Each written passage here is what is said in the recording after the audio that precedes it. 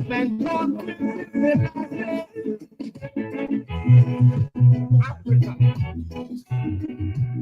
listening to Love the Afrobeat Music Talk Radio, your number one African Caribbean online radio. We are back at it again. My name is GJTY, the place to be. And I have with me my co-host, Ron Mollinga. He is in some part in Canada, western part of Canada, Ron. And today we are missing PETRAA.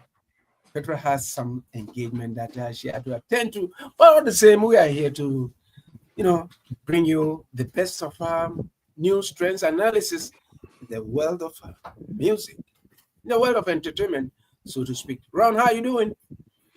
TYB, I'm doing fine today. Here on the West Coast, particularly where I am on Vancouver Island, the clouds are starting to fade away and it's starting to turn into a rather warm day. Rather humid day, which is unusual, not totally unusual, but hey, I'm doing great. Been playing music, sharing some stuff, and just keep in touch with the music world, and of course, sitting here right with you in your lovely company, sir.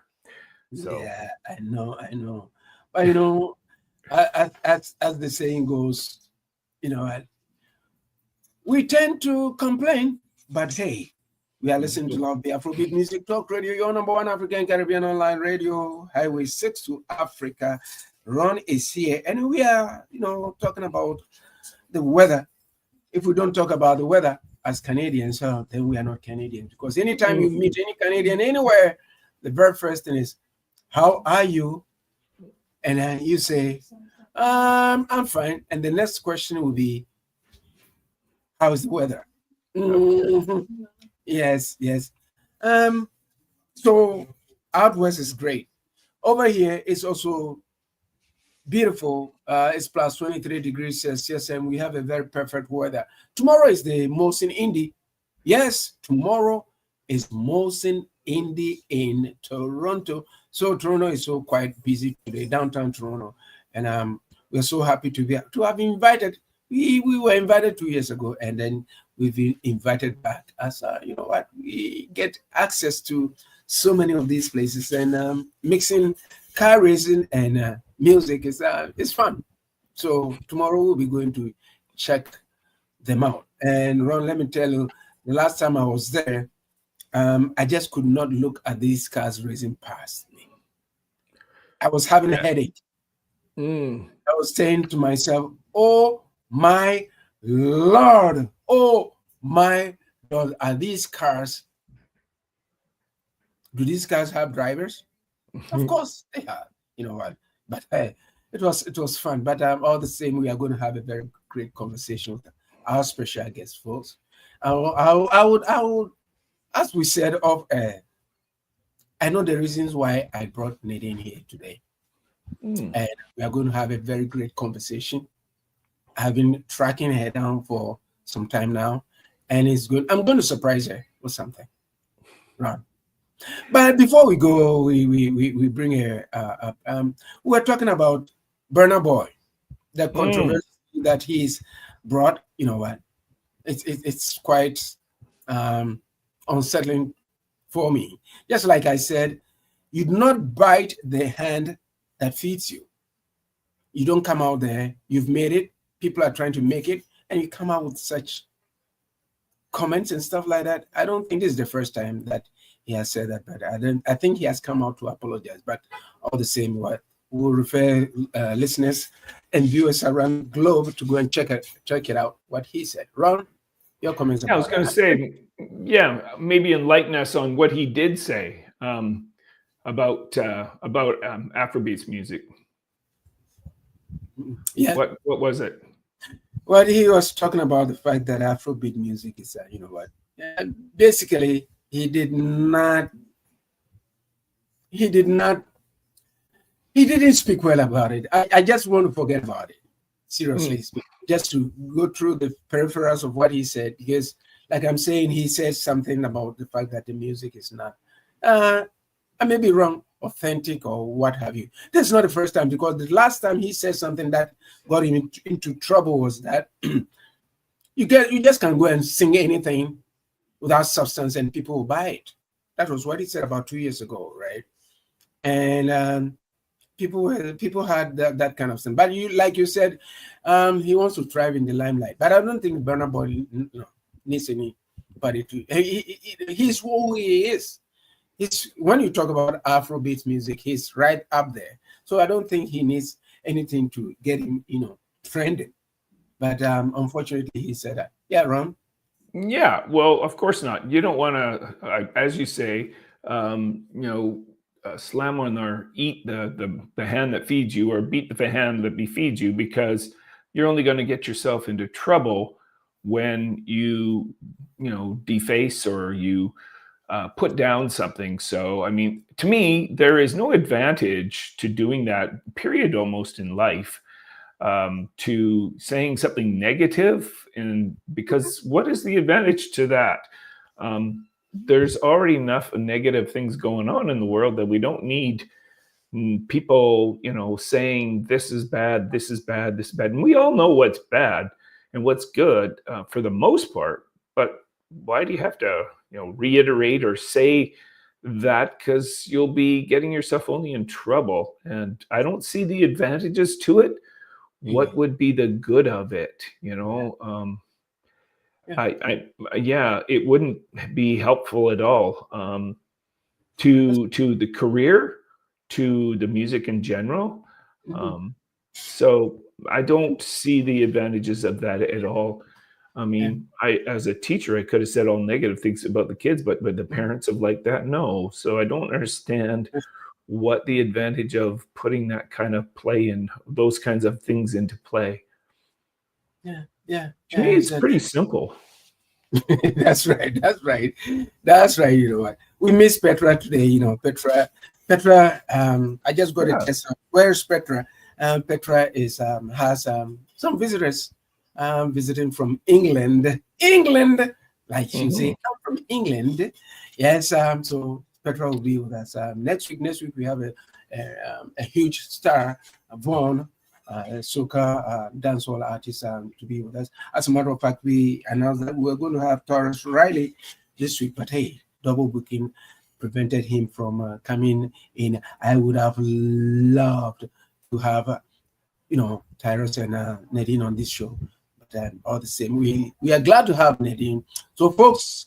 We have a lot of people tuning in from Addis Ababa to Zimbabwe. So many people tuning in. They want to hear what Nadine has for us. Folks, ladies and gentlemen, boys and girls, allow me to bring on to the station live from Toronto, Nadine MacNulty.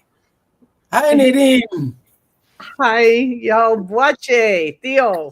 How are you? I'm good. Nice to see you, Nadine. Nice to see you. Very nice to see you too. We go way back. Oh my God, we have a lot of conversation. We have a lot of catch up. Well, meet Ron Mollinga. Ron is a producer. He's a lyricist. Ron, introduce yourself to me.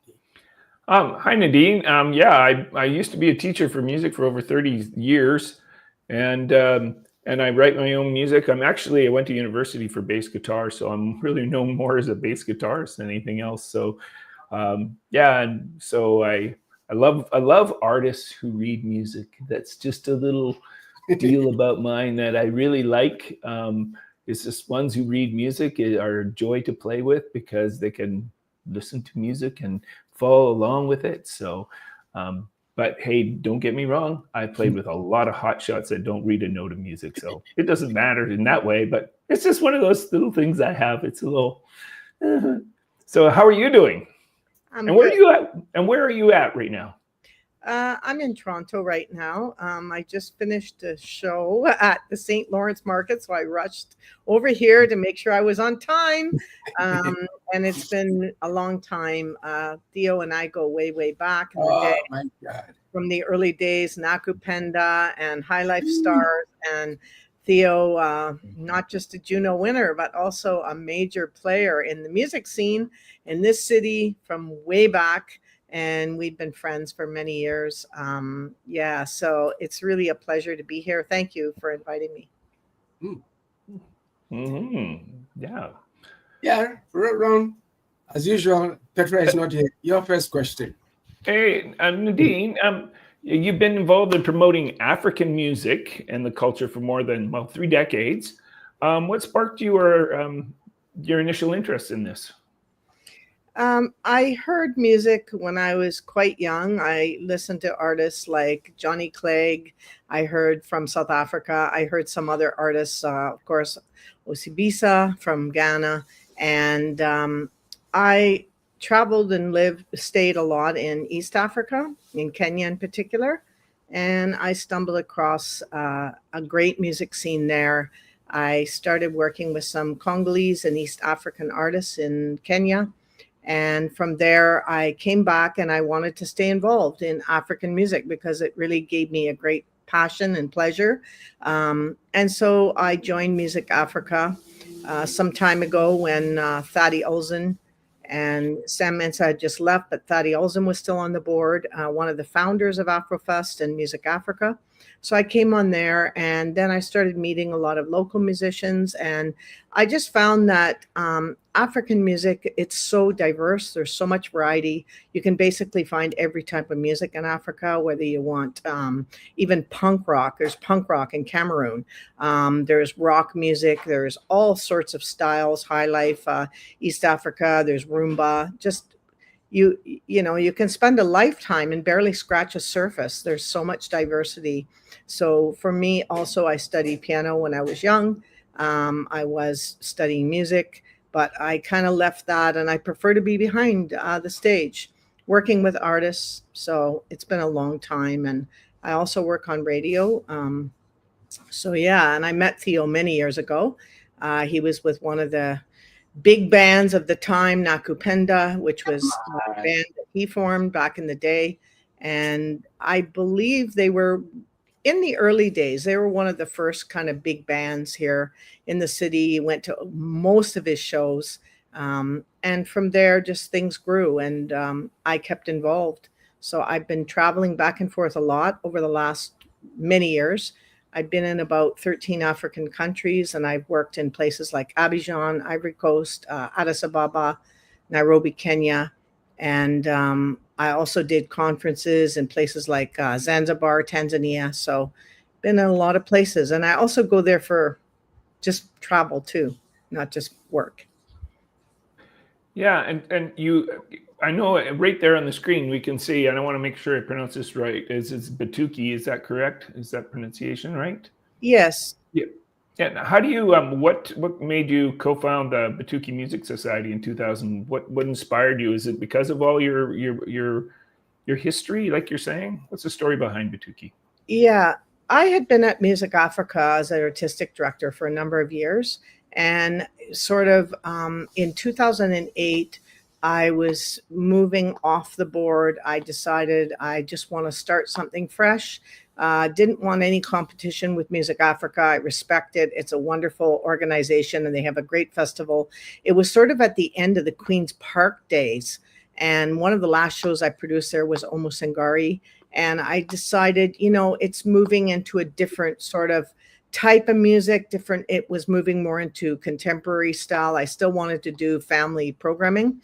So myself and actually two other people, a Somali and a Southern Sudanese, we decided to start up fresh and start something very organic and very family oriented, putting a lot of traditional music from different parts of the continent and the diaspora, of course.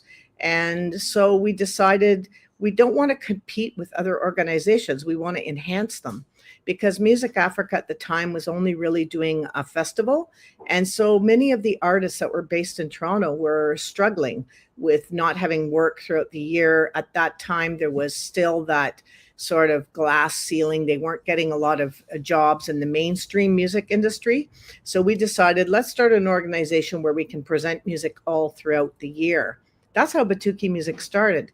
And then in 2014, we formed a festival, Habari Africa Festival, to kind of be a culmination of the whole season's work, and working with all kinds of different artists. And we brought on board some of the old people from Music Africa are still there. Edward Olsen, for example, Thaddeus' brother. He is part of our team. He is our film host for our festival. And also, we just finished a mentoring project with African youth, and he was managing that project. So he's been there. We had a Somali founder, also a Southern Sudanese. Our executive director was from South Sudan. So basically, we tried to bring on board a lot of different people from different backgrounds to enhance the work that other African organizations were already doing, and to kind of add to the calendar, not to have things on the same weekends and timing. It was very important to us to talk to everybody, including the other global music organizations, Small World Music, even Kerner Hall. We started reaching out to many of those global music every time they would have, African music. And that's how I met Mervon at Kerner Hall, because I was trying to get Baba Mal for a concert here, and I found out there was somebody bidding on him against us. And because they were such a big presenter, I called him. And I went into his office and said, look, we're a small organization, but we've had Baba Mal here before, and we would like to have him back. And you're actually bidding against us. And because you have more resources, we suggested to work together. And so that's kind of started a lot of the networking. So we do work with other organizations. We've worked with many and try to augment each other and work together to present African music. Okay, Theo, your turn there, sir. Thank you very much. That was very thorough. Thank you. Yeah, that's what we want. That's great. That's why I love this show. You know what? Every Saturday, I just can't wait to be here. You know what? Well, Nadine, thanks for accepting to come on the show. And I see a lot of people tuning around the globe to listen to you. Your success is my success, and it has been that way. You plan all these festivals when you were in Music Africa and and Habari right now. What motivates you? What gets you to do it? Because it's not an easy kind of area space to be in. I know, and I can see from where I sit. What motivates you to do it? Because there are so many pitfalls in there, and people pointing fingers. Oh, I didn't do this. I didn't do. But over the years that I've come to know you, over 30 years right now, what has kept you going? Because somebody was, I give up. That's it. But you're still here. I just cannot comprehend what keeps you going. It's musicians. It's people like you. I looked around and realized most of my friends are all musicians. Even in the time that I'm not working with, the organization or other events, that's the people that I'm hanging around, and they motivate me. And also collaborating with them. It's not that I am representing them in any way. It's that I'm trying to provide a platform for them. And what motivates me is actually I have a passion for the music. I absolutely love the music, and I love the people. I really love dealing with them. And you're right, Theo, it is a big challenge. I've gone through many challenges throughout the career, and most of it has been financial because I am basically almost unpaid for many, many years. We work in other things, as you know, as a musician. Most musicians have to work in other jobs, especially if you're coming from Africa and you've migrated here, and then you've got to start all over. Some of you were very famous in Africa. Many musicians that I know were superstars in Africa, and then they come here and they have to start from scratch, and the business is very different. So for me, when I was living and working in Africa, I had so much help from many Africans helping me and guiding me through different processes, and also musicians. So I felt that coming back here and working here, if I can provide a platform to make them more visible, in the mainstream, that's always been our goal. And with Batuki music, we decided we don't want to do the old banquet hall thing that we did years ago, where we rented banquet halls and we had to get all the gear, and it was just a big challenge. We want things in the mainstream venues. We want to make sure that African music is well represented. whether it's at Kerner Hall, Royal Conservatory, or it's in any of the downtown or even North York or East York venues, parks, festivals, things like that, Luminato, other places like that. And so for me, it is a challenge. And there are times when you feel like, oh, I could give up. But it's always musicians and friends that are calling me and telling me, thank you for this or thank you for that. And that's what motivates me. And also the music. As you know, Theo, you spent many years as a musician and you know the challenges that you went through, but something in your talent and in your singing and also your music writing and everything kept you in it. Even now, you're still in the industry. So I could also ask you the same question. Indeed. You know what? I told Ron off that the reasons why I invited you and I've been trying to get you on here is to tell the whole world right now, as I'm saying, that when it comes to the promotion of African music and where African music is, where it is right now in Canada, I'm not limiting myself to Toronto. In Canada, the person that everyone should go to and then listen to is Nadine MacNulty, because you've done what nobody, I'm not saying this, in jest. I really mean it from the bottom of my heart. Nobody can equate what they have done to promote African music, even to go beyond that African Caribbean music, than you, Nadine. And I'm dedicating this program, to you, because what you have done, you've also encouraged me. You've made me who I am. Maybe you don't know about that, because there have been times where you gave us gigs to play. It's not all about the money, but some of the musicians are, if the money is not this one, no. I was always, and I'm still always there, even if it's 1 cent. And even there are 4 people, the 4 people can translate into 8 people. And the encouragement and the doors that you open for me has made me who I am. So I'm forever grateful to you for what you have done. And to those of you out there, those listening to us and those, viewing us right now as I speak, I say it from the bottom of my heart that Nadine is a firebrand.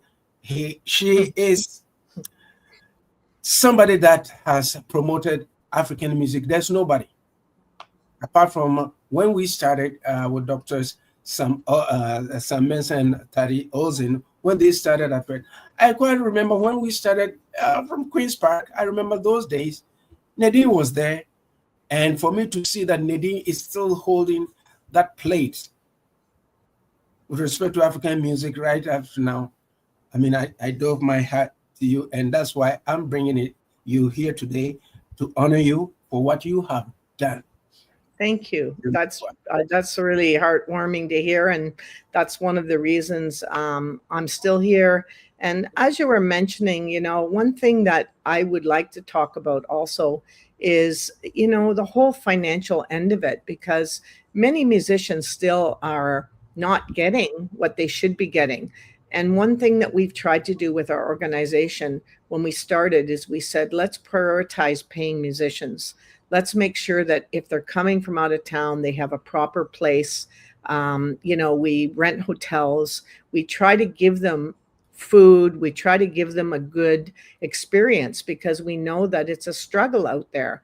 And especially when people, especially newcomers that are coming here from Africa, there are many that were very big stars back in Africa, and they were making money. And for whatever reasons, they had to leave. Many were political. Some left war zones, came to Canada.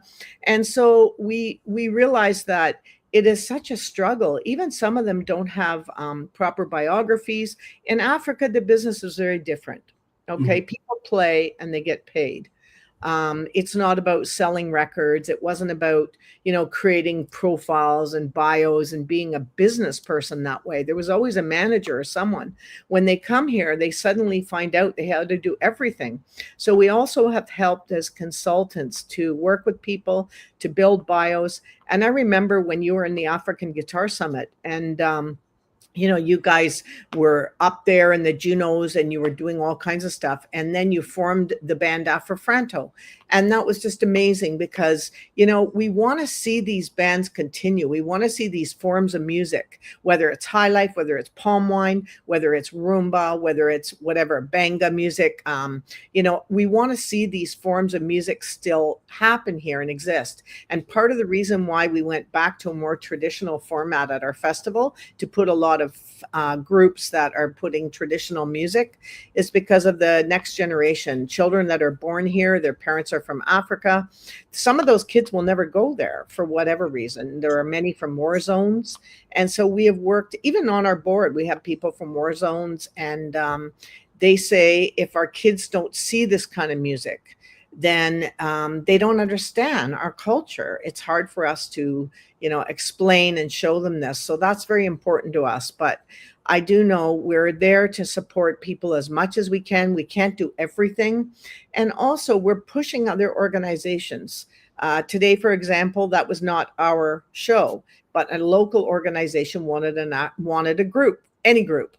So we suggested an Ethiopian singer. She's recent to Canada.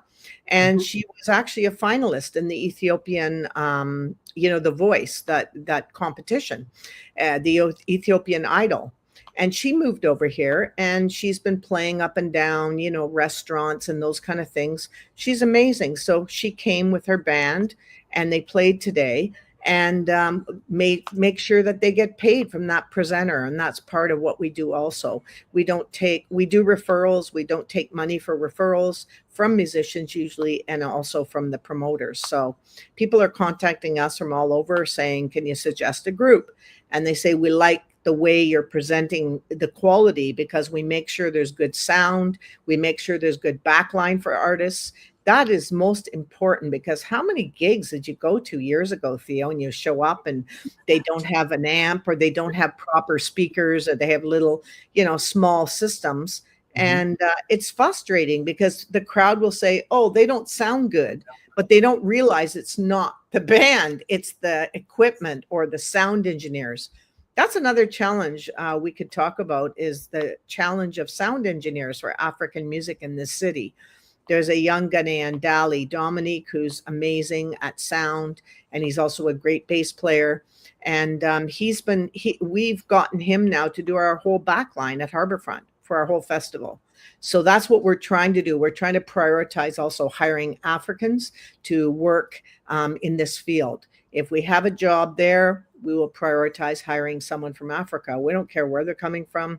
We have African Caribbean people, we have Africans working, and that's what we're trying to do. And this year at our festival, we'll have 3 of our African youth that we mentored. One is originally Ghanaian, she came from Ghana, the other from Guinea-Conakry, and another one from Ethiopia. They're actually going to be working at our festival. And the youngest one's 15 years old. So, 15 to 20 years old. And we're very happy to hire these youth, because they need opportunities. And we also take on volunteers, and we try to give them their hours so that they can have it for their school. So we are looking to the next generation. We're looking for people that we can put into positions of leadership, because we don't want to be here forever. We have to look at the next, phase of our organization and all of our careers, and say we need to bring more youth on board, train them. The other problem in that is that the pay is not there. Our mentoring program we just completed, we were paying the mentees as well as the mentors, but it is hard to find full-time work in arts for anyone. And I guess as a musician, you know that, Ron, and Theo, you know that.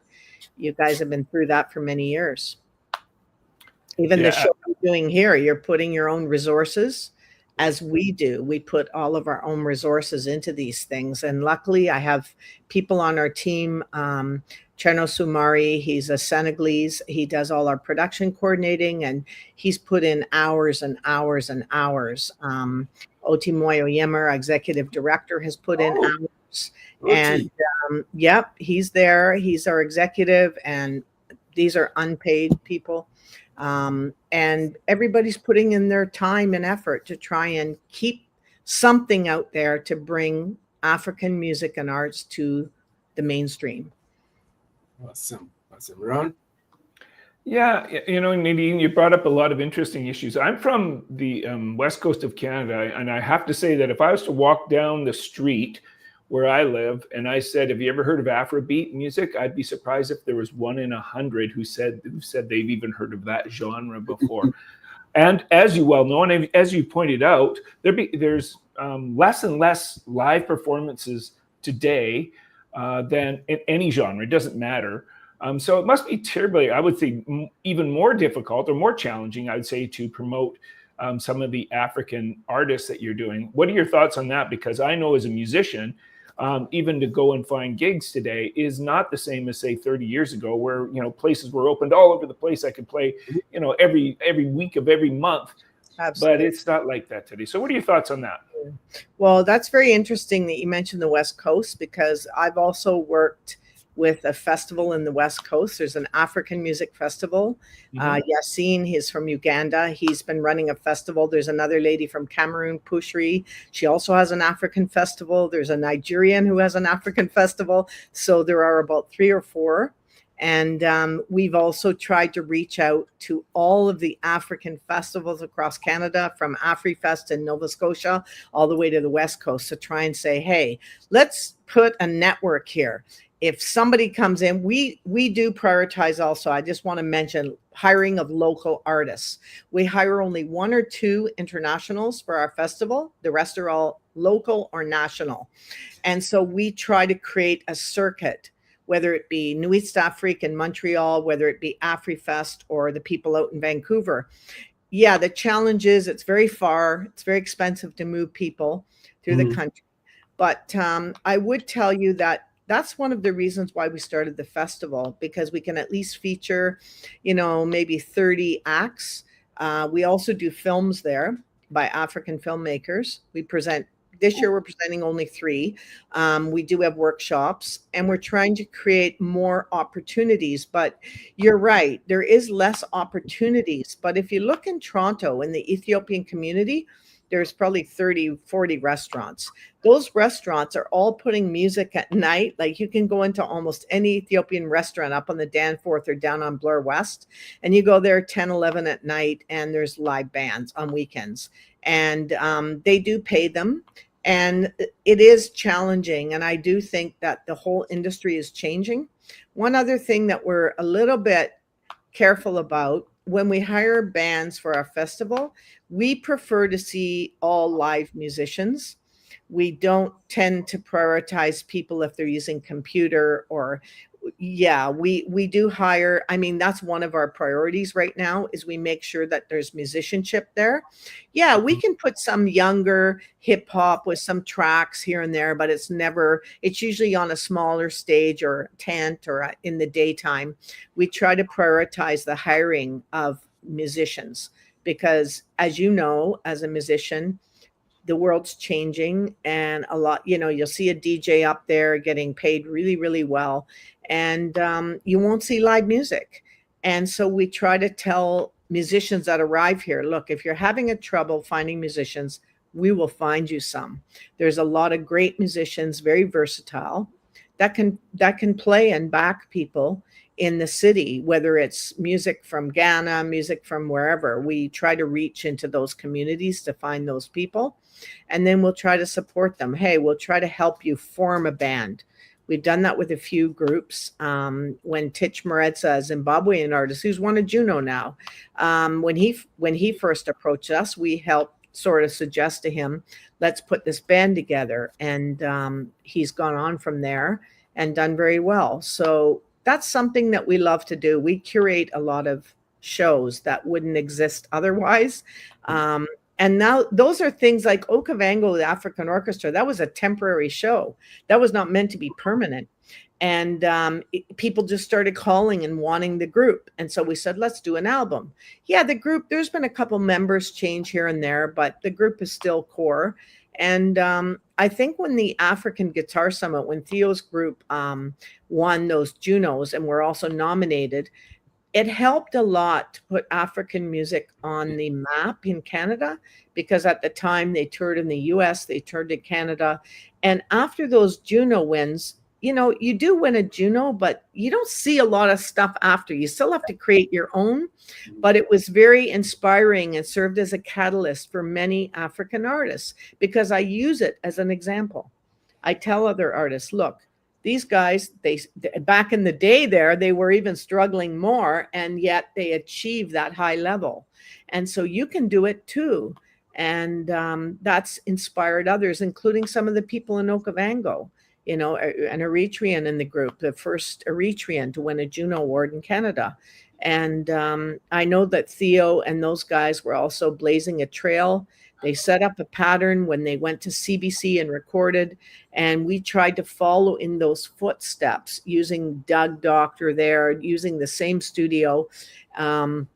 Because we felt that was some of the best recorded music. I play that stuff all the time on our radio still. It's relevant. It's many years now gone by, but it's still there. So that's the other thing, is having leaders or role models that, we can use to show other African youth and other people, yes, you can do it. These guys did it, even when it was harder back in the day, when they weren't getting any visibility. And things have gotten a little better, but as you know, Ron, it's still a big struggle to get gigs, especially in this city. Yeah, it doesn't matter if you're in the city or in the rural area. It's even more challenging in a rural area, which I tend to live in. I'm glad to hear you say that you encourage musicians to have musicians playing beside them. I know TYB, Theo, and I really agree on this because we love seeing real people on stage rather than a DJ, like you mentioned, who's getting paid twice as much as the musicians, one person, and you have 5 or 8 or 10 musicians on stage that are making nickels and dimes by comparison.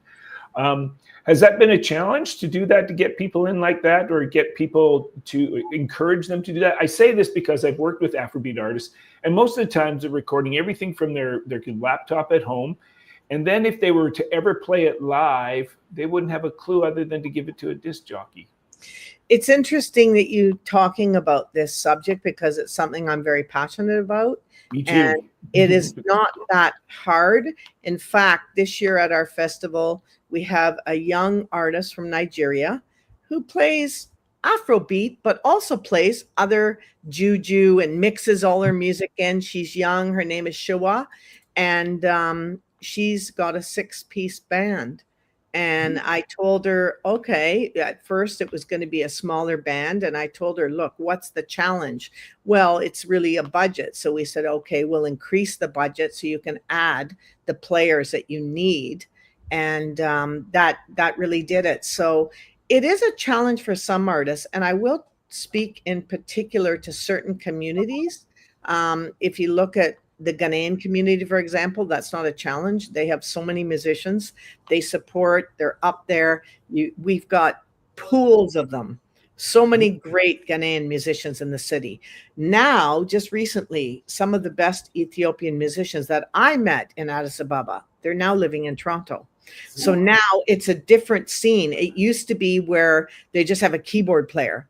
And most Somalis also were doing the same, just a keyboard and, a drum machine, not using live musicians. But today, for example, Malet Mengisha, she had a 5 or 6-piece band there. And now it's changing, because we are also talking to them about this and encouraging them and telling them there's so much energy on stage when you have a live drummer and a live bass player. It's not like we do hire DJs at our festival. Don't get us wrong. We have a DJ, Musa from Ivory Coast. He's amazing, but he's got his own selection. He plays in a tent and he plays in between acts. So it's like augmenting what's happening. And he's an amazing DJ. And last year when Emmanuel Jal, he helped us in our first year at the festival. And when he came back and I told him, we need you last year to come back, he said, okay. And he wanted to do his DJ thing. He's DJing all over the world in front of thousands of people. And I told him, no, you better bring a band. You better bring some musicians. And he said, okay. And he put musicians there as well as some of the DJ stuff. So it was a mix. There's another amazing artist from Quebec named Kizaba. He's from the Democratic Republic of Congo. He's touring all over the world, even in China. And he puts his drums right at the front of the stage, live drums singing. He puts a couple guitar players, and he has a DJ at the back, and it's awesome. So there is a way to also blend DJ music and also some tracks. Even in Okavango, sometimes Kofi is using a little bit of samples, as well as using live drumming, and it's all live instruments. So I think there's a way to compromise and use both. But for me, just putting a computer up there and somebody singing with a microphone, the energy is not the same. Pretty dry. Yeah. Dry, and some of them even lip syncing, and it's like, oh, no, sorry, that's Sorry. That's called the sin of sins. you won't play on our stage.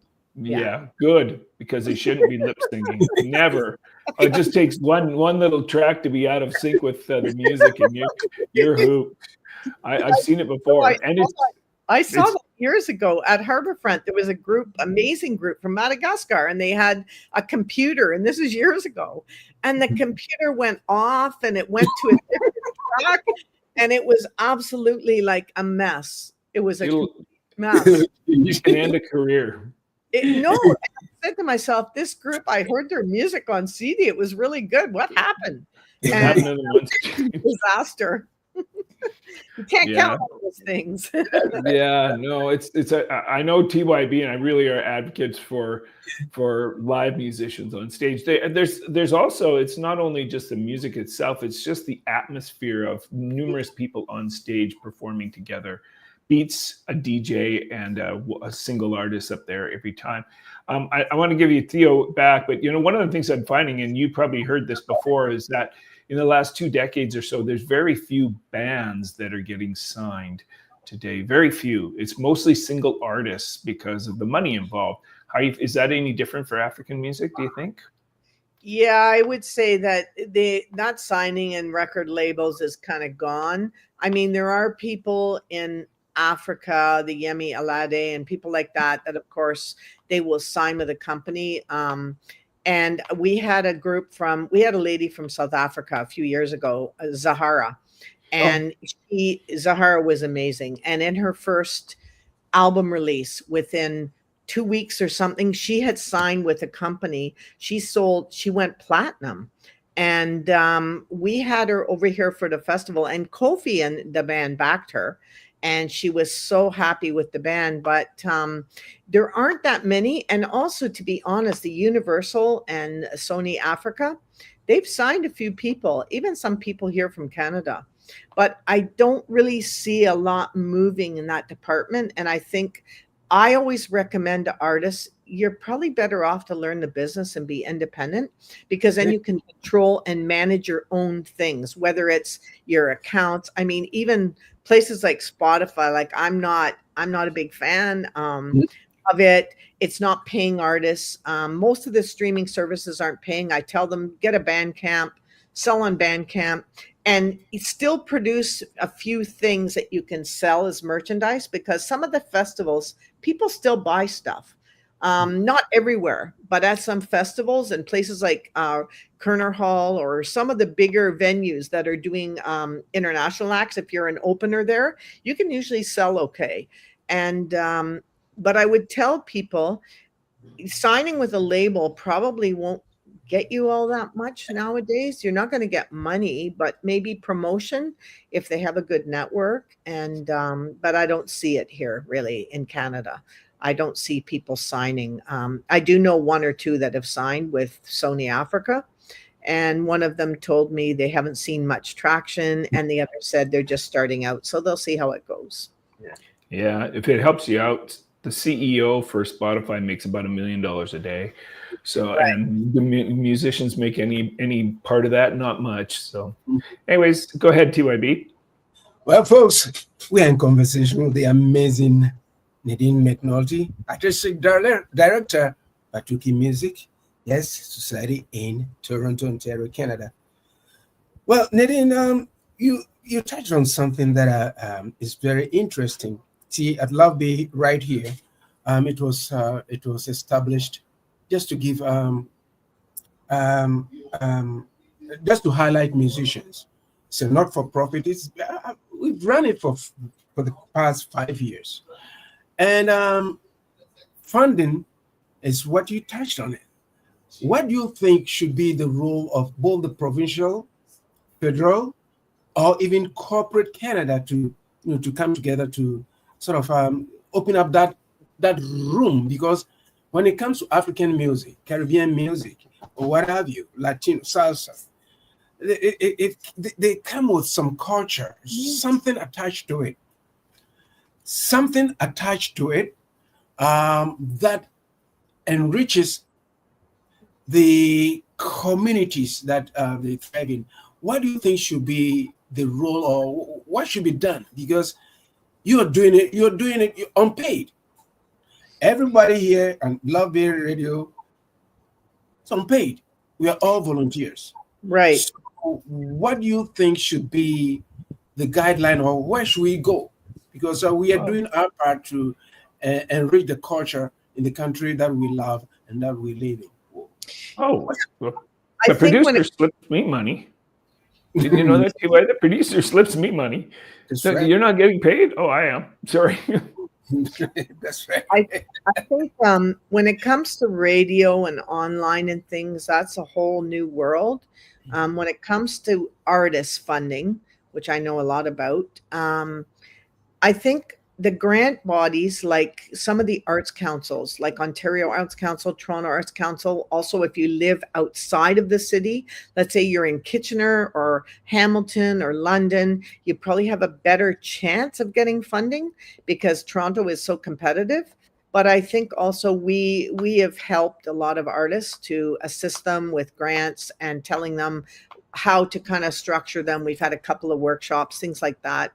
But I would say you touched it right, Theo. There has to be more funding for more diverse types of arts in Toronto and across Canada because it is part of the fabric of the society. It's not like these are people who came from somewhere. These are Canadians. Whether you're here as whatever culture or background you're coming from, I think that it needs to be more supportive. And I think also it comes down to juries. It comes down to people that are being put onto those things, because sometimes it can be very problematic, especially if you get people who are not familiar. I remember this is a number of years ago, not recently, but I remember sitting at an arts council and it was a consultation meeting about funding. And there was some issues that a lot of African musicians were asking questions to that arts council. So they called me and said, oh, can you bring them? Let's have a meeting with them. Well, that turned into like a lot, because what they were saying is, you're bringing somebody onto the jury that has no understanding of African music or of Caribbean music or of music, Latin music, because it's not one thing. It's very diverse. If you're giving Caravana funding or you're giving another, let's say, organization funding, it doesn't mean that you're funding all those cultures. They're all different. There's so much diversity within the Caribbean in music and arts, whether you're from, let's say, Tobago or you're from another island. Like, all of your art is very different and distinct. The same as African music. There are hundreds and hundreds of genres coming out of the continent, and also creating new ones here within Canada. Latin America is the same. There are so many different genres of music. So to find people that can listen, and I remember there was one person in that meeting, a Ghanaian, that said, I'm doing very traditional music. Who in that jury would understand that? And so I think, nowadays the understanding is getting greater because they are recruiting people from many different communities onto these juries, which is good. I'd like to see it more and more. And I think that's a big challenge still within Canada, is seeing that equality in the arts funding, and also the people who are hired to actually oversee these projects. It's really important because there's too much diversity. You can't be an expert in everything. So you need to bring on different people. If you can look at the funding, if you have this global sort of thing, like what is global? Is it everybody that doesn't sing in English or French? We could talk about Junos and awards and things like that. I'm sitting on a submission committee at the Junos. This is submission committee, not a judging.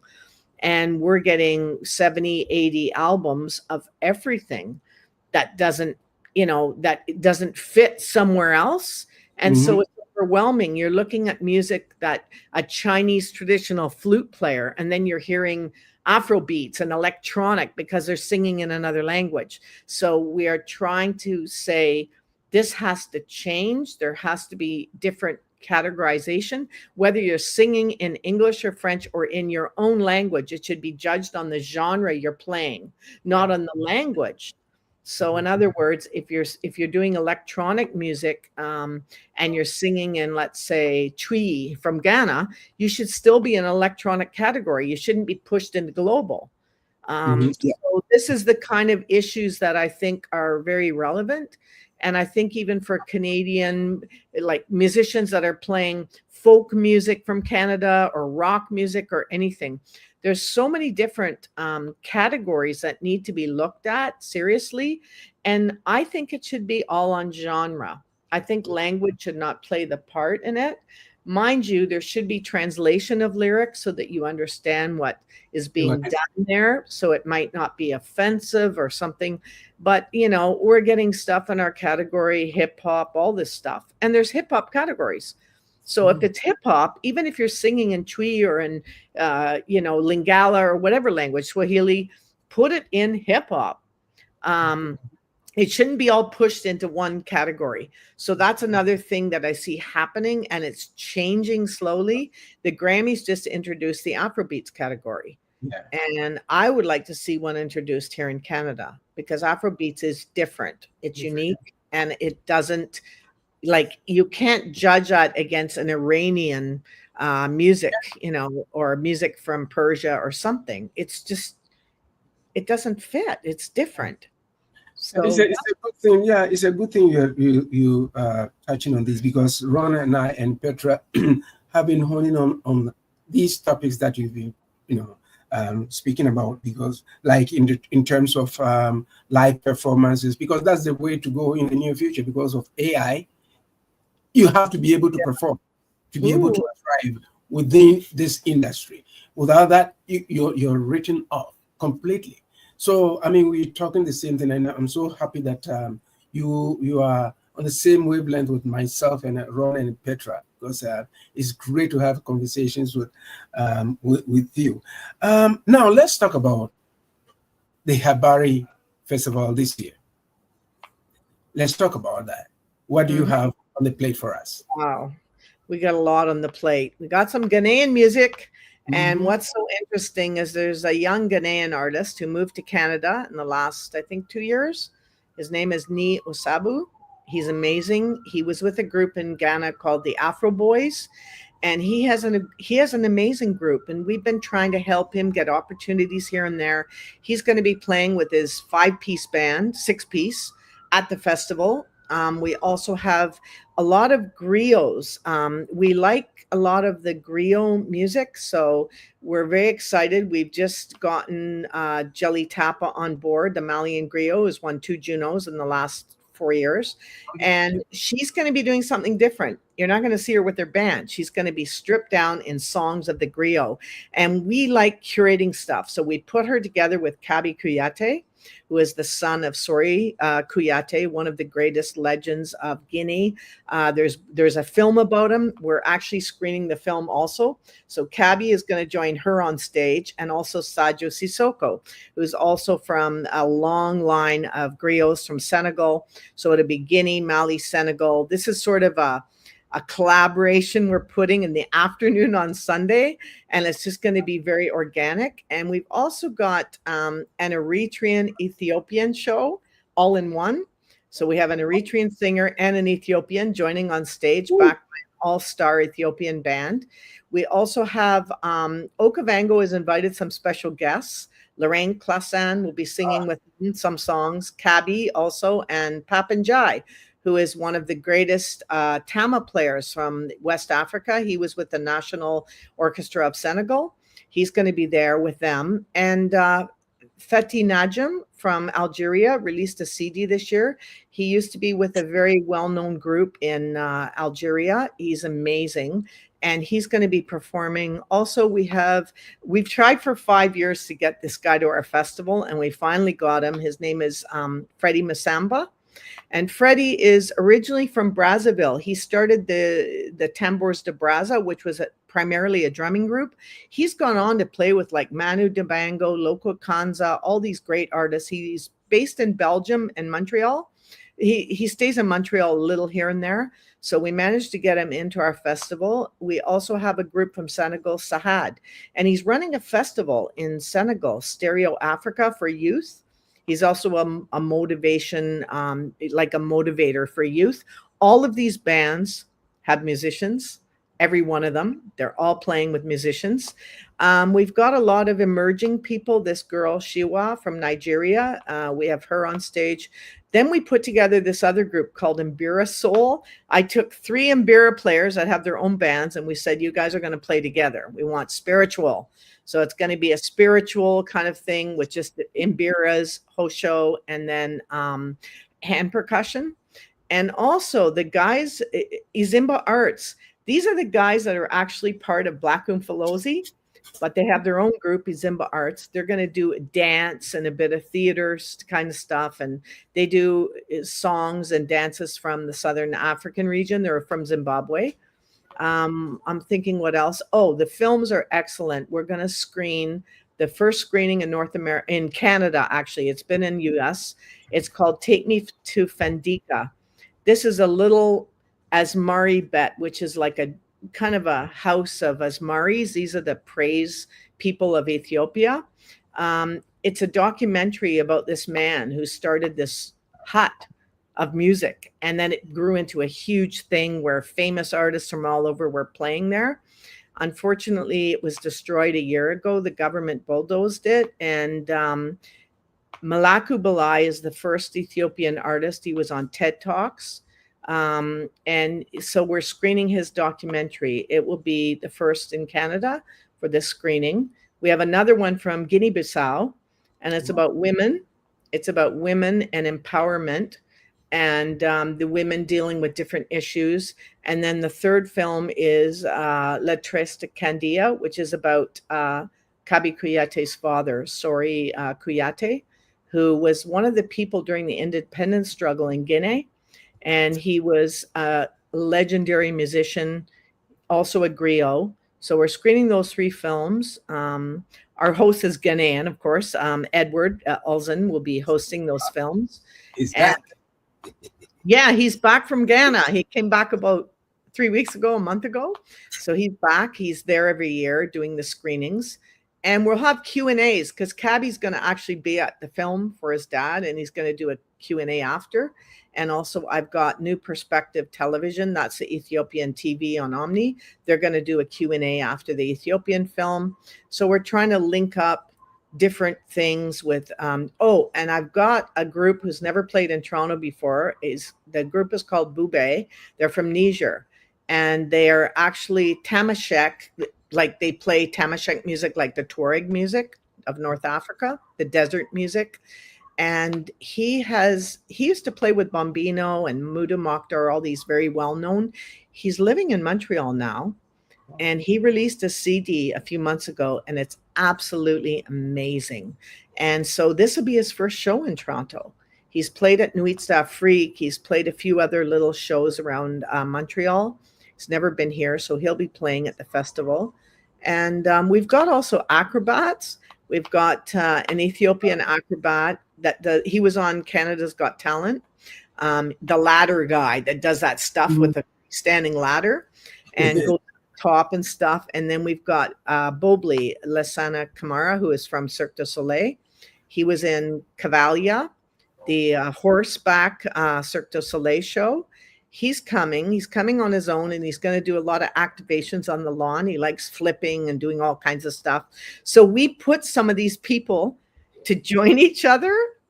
We love to create things that people have never seen, and maybe they won't see again, but we like to tell them, okay, I told Bobley, the guy from the Cirque du Soleil, I told him, you're going to join some griots on stage. You're going to go here. You're going to go there. And he's like, I'm cool. Whatever you guys want. And then the most interesting thing that we do at the end of each festival, we do a blessing. It's called Sadaka. And it was originally started by Sani Abu of Iju Voodoo Dance Company, a Nigerian. He started it in our first festival. Unfortunately, a few years ago, he had a stroke. And so we have been honoring him, and he comes to that event, and all of the local drummers and even the musicians of the festival that are around, they all do a parade with drumming, and they invite everybody, and then they go on stage and do some really like inspirational stuff, because it's not rehearsed at all. So you got all these drummers, you got an acrobat, you got different singers coming up, just sharing blessings for the crowd. It's sort of our last thing, so people go home blessed. And also we recognize Sani every year there. He comes up on the stage. And that's sort of the closing of our festival. Wow. I mean, I'm so impressed. This is what I call, the promotion of African music and culture. And how long is the festival for those of us in Toronto listening? It starts on Friday. Friday, it's from 6 to 11. Saturday, it's from noon till 11 at night. And Sunday, it's from noon to 7 p.m. And there's something every single hour. We also have a balafon village, which is about 20 balafons. So the balafon master, he's from Mali, Damadao, and he is a master of this instrument. So he lets people, mostly kids and all ages, and they train. And what he does, which is really cool, he puts numbers on the keys. So he can just call 1, 3. So they're actually playing a tune together. And we've got an Imbira village this year. Mutamba, he's going to bring in about 20 Imbiras. And then we have a drum area, which will go for an hour or so here and there with Sekou Sao of African Drum and Arts Craft on Dundas West. Yeah, so we have different activations and kids activities too. So where is it at for people who like? And the dates? Can we have some dates on those? Yeah, August 8, 9, and 10, and it's at Harbourfront Center, the whole west side. So we take over both stages, the tents, and we also use the inside, the studio theater. So we take over that whole site. We even have an Ethiopian like setup with the traditional coffee. Yeah, we have an Ethiopian lady who comes every year, and she sets up a Buna cafe. So you can have Ethiopian coffee. We have some vendors with Caribbean food. We've got some Jamaican vendors. We've got selling food, really good food. They've been there since the beginning of our festival. We also have some East African and some mixed other vendors, and then craft vending. So yeah, it's at Harbourfront Center all weekend. That weekend, 8 to 10. Awesome. Ron, if you have your last question, you can Nadine's way. Sure. Yeah, Nadine, if people want to support or get involved in Batuki music, how can they do that? Yeah, they can just go to our website, and we've got a contact sheet there. We do look for volunteers for the festival. If anybody wants to volunteer, we like especially a lot of youth. We love having youth at the festival to volunteer, but also anyone, all ages. Our festival's all ages, and everything's free. So we have stuff for every age, whether you're a senior, 70 years old, or whether you're 5 years old. There's something for everybody. And yeah, we encourage people to go to our website. It's just batukimusic.com. The site is there. And Saba usually gets a lot of the messages there and then passes them on. And yeah. So everybody's welcome at the festival, all ages. Okay, cool. Yeah. Thank you very much. Thank you, Nadine. Like I said, folks, Nadine has blessed the program today, and I will say it for I will continue to say that Nadine has inspired me as an artist. I'm still an artist, and it's great to have Nadine here to explain what she's doing. And I don't know how she does it, but she's been able to do it. She continues to do it, and please support her. And Nadine, this is what I love to throw your way. Anytime you want to advertise, you want to do anything of that sort, hey, we are here free of charge, 24/7. We've opened our doors for you because we are also non-profit, and we'll do that best. We are 24/7, and we'll do everything within our powers to help out, because what you've done, I don't even have the right words for it, because a lot of people may sit back and say, well, you know what, people say things, but when it comes to looking at who are the trailblazers, who have contributed to this music in terms of African music and culture, the first name that comes to my mind, and to those of us listening and viewing us from Addis Ababa to Zimbabwe right now, is Nadine MacNulty.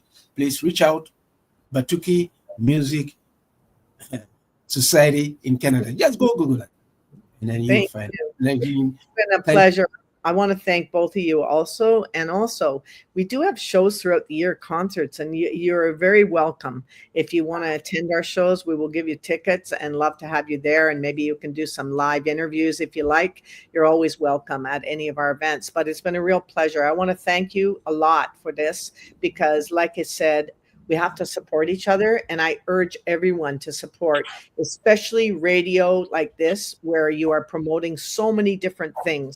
And it's very important for us to be present and to support each other. So I'm always there. And again, thank you, Ron, and thank you, Theo, for this opportunity. It's been a real pleasure for me. Yeah. Unfortunately, Ron, I'll go to the concerts and then you won't be able to sorry. You'll be there. Yeah, just rub that in. That's right. Okay, thank you. Thank you. Come. I will send you an invitation next time. And you will tell me I need a ticket. You'll be inside there. Yeah. Okay. Thank you, Nadine. Thank you so much. Yeah, folks, it's been a very wonderful time having a conversation with Nadine. And join us again next week, Saturday, same time, 4 p.m. Eastern Standard Time. Love the Afrobeat Music Talk Radio. The program is Highway 6 to Africa. Bye-bye. Till next week, folks. Bye-bye.